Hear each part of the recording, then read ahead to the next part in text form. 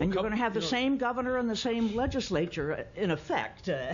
One thing that didn't exist in 1968 and 69 is the Internet. And I think this election this year has shown the power of the Internet to really change American democracy, and in many ways for the good in terms of campaign fundraising and conversation about issues. And it seems to me that our Constitution doesn't really address some of the issues that the Internet raises for the 21st century. And that alone ought to at least, I think, encourage debate about the need for not changing the entire document. The power of the Constitutional Convention is to propose amendments, if that's what the delegates so choose, and then the voters, whatever happens, have the final say. And I think that's healthy. And, Dawn, you talk about leadership and lack of thereof in the state capitol, on both the executive and legislative branches. I believe in recall. And one way to get better leadership is to remove those who aren't showing leadership. And the only way to get recall, I think, is with a constitutional convention where the voters insert into the Constitution something they think is needed and isn't there now. I agree. Recall will go into the Constitution only not through the action of the legislature. That's one point. That's one point we can absolutely agree on. Yeah, I happen not to believe in recall. I think it's a very bad idea, and you could manage to pull out a few very important illustrations of why it's a bad idea. It really lends itself to a kind of demagoguery, which bothers me a good deal.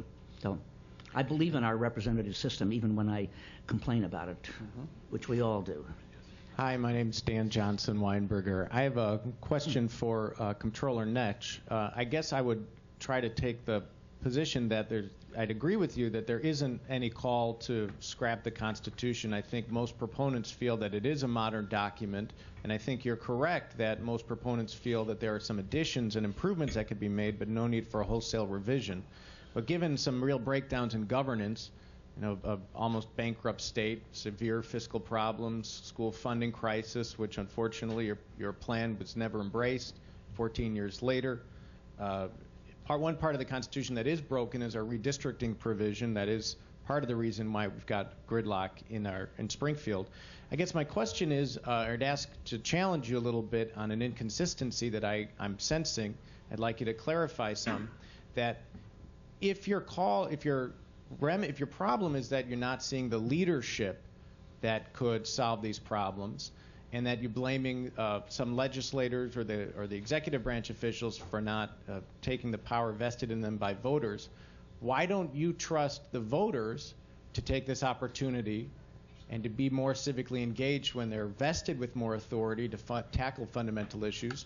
My question is, why don't you trust the voters to responsibly and seriously have this opportunity to substantively improve Illinois government? You mean by electing delegates? Conceivably, if the ground rules were appropriate, we might be able to get some of the kinds of people that we had in the 1970 convention back in business again. Maybe you. You could run.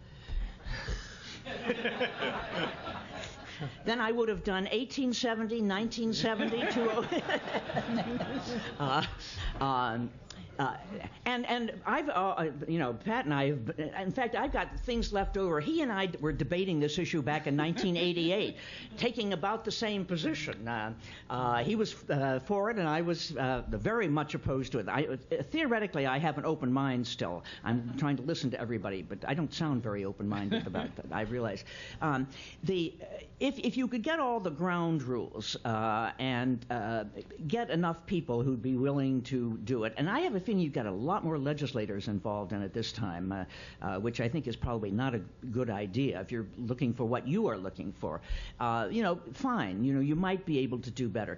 But even so, some of the money that's going to be put into getting delegates elected, not just the political parties, but some of the special interests who are going to be pumping money into getting delegates elected who will carry their point of view, is, again, part of what concerns me.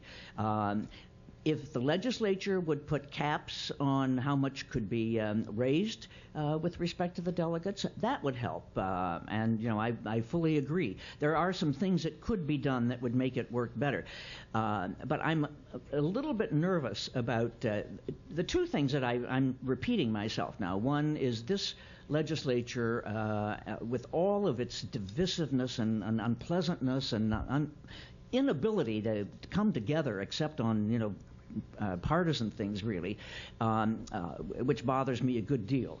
And the other thing is, I think that there really isn't anything.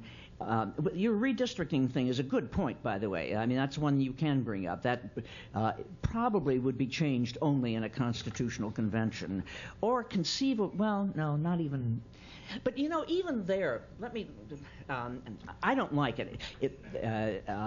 We did what we thought was going to be foolproof. We made it so horrible for the legislature and the governor not to resolve the redistricting that we thought nobody would ever dare risk it. And, of course, every time they have managed to risk it. Which is another reason why you should not write things too precisely into a constitution, probably.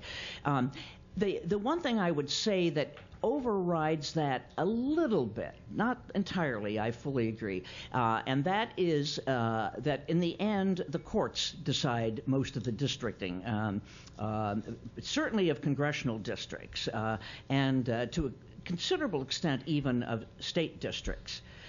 So that, you know, you have a super force there, which most of us would prefer not have to be there, that actually is sort of the final arbiter on districting anyway. But you're right, that's a good provision that requires some work. But, you know, we had a very distinguished group of people just a couple of years ago. Oh, I'm supposed to shut up.